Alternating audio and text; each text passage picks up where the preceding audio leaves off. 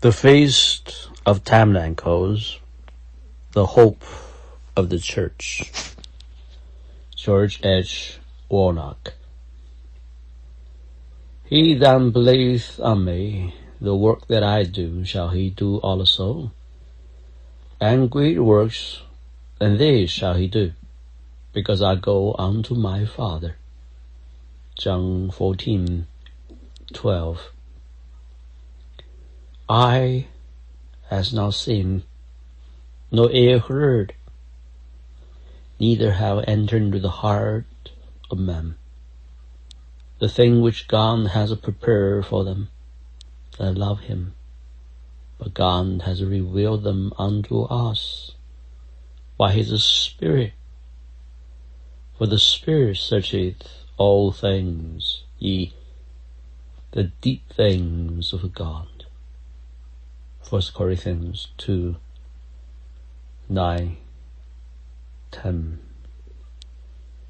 Preface.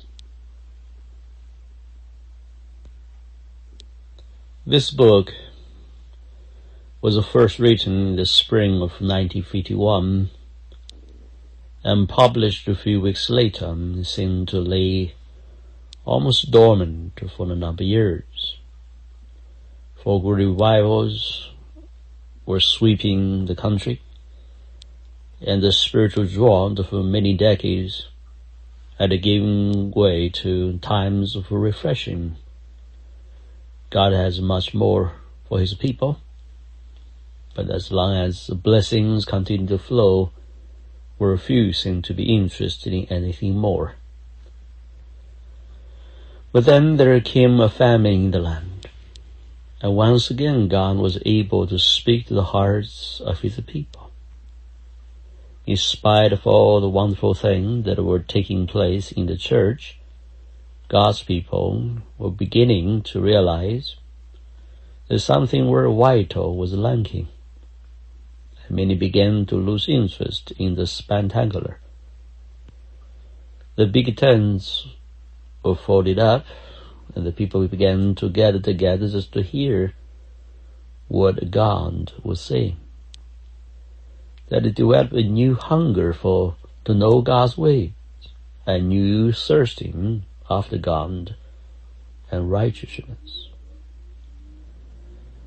This is not to say that God stopped working in the realm of the miraculous, for he has indeed been faithful in pouring out his Spirit upon all flesh, even as he promised he would do in the last days. But in spite of the miraculous, many of God's people have become aware of the fact that we have not been able to meet the challenge of this hour. And for every victory that we may seem to have entered into, there remain evident areas of great distress and great defeat on every hand.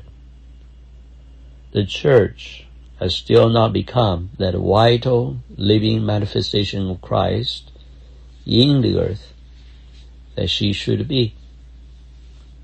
Our prayer is that God's people everywhere might quickly come to the overwhelming realization that we are still far, far from God's desire for us, and that there might come into our midst a genuine spirit of repentance before the day of the Lord break forth upon us. For truly we are very close than ever. It is a harvest time, as the husbandman walks through the fields, examining the fruit to see how good it is, if it is ready yet for the sickle. For in this hour he is looking for one thing, and for one thing only, and that is the precious fruit of the earth. That is why he is faithful to send the land rain where it is needed, and faithful also to send the sunshine and the heat and the drought to hasten the maturing, the fall corn in the air. In harvest time he desires one thing and one thing only, and that is the fruit. In harvest time everything else is chaff. And what is fruit? Let any gardener answer that question, for certainly it is not just gathering what you can in a certain season called autumn. So it is not just coming to the end of a long dry summer, getting ready for winter. From the time he planted the seed, the good gardener has been waiting patiently to receive something from his field that will be equally as good as the precious seed that he planted. Now the Lord is a good gardener, and he is the Lord of the harvest. He cannot be satisfied until he comes into his garden and discovers the fruit that corresponds to the seed that he became in the earth when he fell into the ground and died.